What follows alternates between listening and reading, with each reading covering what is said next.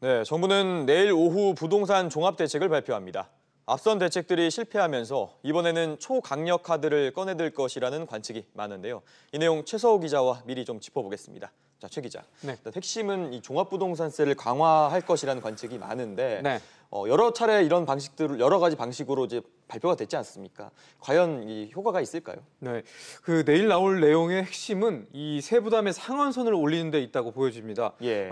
지적하신 대로 정부가 그동안 세율도 올리고 또 공영 시장가액 비율이라는 것도 올려서 결국은 보유세를 좀 더 강화하는 방안을 이미 예고를 했었는데 이게 시장에서 잘 안 먹혔거든요. 그러자 국토부 장관이 나서서 이번에는 이 공시지가라는 부분도 현실화하겠다. 결국 이 보유세를 더 올리겠다라고 잇따른 경고를 했는데도 불구하고 시장에서 잘 안 먹혔습니다. 이유는 지금같이 집값이 이제 빠르게 올라가는 이런 추세에서는 이 늘어나는 보유세 상한선이 지금 150%로, 그러니까 전년도에 150%로 이제 상한선이 정해져 있다 보니까 이 부분이 아무리 많이 내더라도 집값 오르는 거에서는 별 부담이 안 된다 이런 반응이었거든요. 결국 이 문제가 되고 있는 이 세부담 상한선을 이 참여정부 시절 300%까지 올리게 되면 실제로 집주인들이 다주택자들이 내야 되는 이 보유세 부담이 실제로 2배까지도 늘어날 수 있는 상황입니다. 네, 다주택자나 고가주택 보유자에 대한 보유세를 강화하자는 게 여야 의견이 서로 의견이 없어 보이는데 이 양도세에 대해서는 의견이 좀 다른 것 같아요. 이 부분은 어떻게 결론이 났습니까? 네, 일단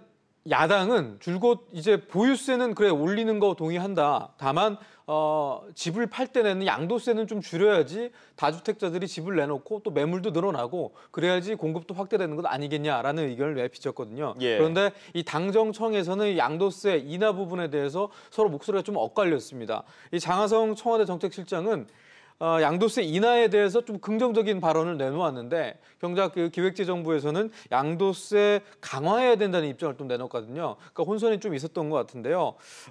물론 1주택자의 양도세 비과세 요건이라든지 그간 특혜라고 지적을 받아왔던 임대사업자들의 어떤 양도세 중과 배제라는 부분, 이 부분은 좀 강화될 것 같은데요. 전반적인 이 양도소득세를 강화할지 여부는 좀 더 추가적인 당정청 그리고 여야 간의 협의가 좀 필요해 보입니다. 네, 다음으로 이제 공급 확대 얘기를 좀 해볼까 싶은데요. 이 규제 일변도에서 이제 나아갔던 정책이 좀 차별화된 정책이다. 이번에는 정책이 좀 차별화된다라는 얘기가 많은데 내일 발표될 이 대책에서도 좀 구체화될까요? 네, 일단 공급 카드가 대책에 포함될지 여부 지금으로서는 좀 불확실해 보이고요. 포함이 되더라도 구체적인 공급 계획을 언급하지는 못할 것 같습니다.